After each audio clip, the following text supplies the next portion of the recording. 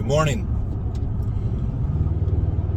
Just like in Scripture, things that are applicable to us as individuals is also individual to nations or groups of people. I have a lot of colorful history in my past. Most of the time I start to tell people about my story, I just tell them I have a good redemption story.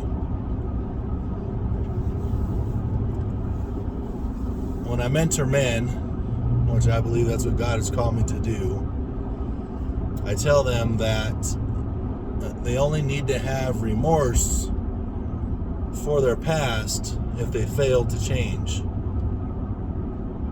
We are all sinners. We are all born into sin. And we all sin. God wastes nothing. God uses everything for His purpose, for His good. Nothing is wasted.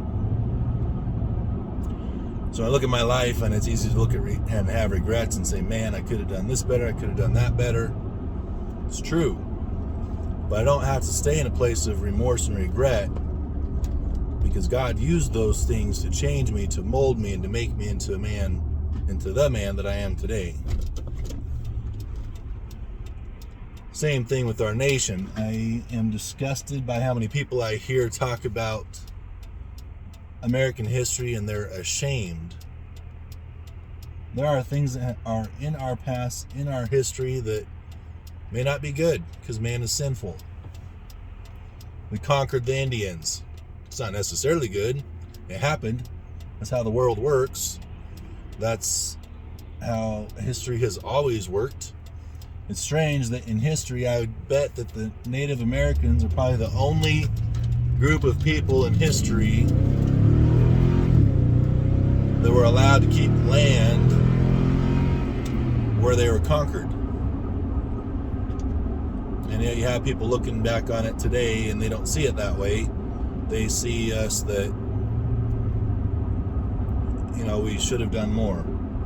Regardless, though, you look over the course of the last 250 years and you see an effort, always an effort from the beginning to do what is right and to improve.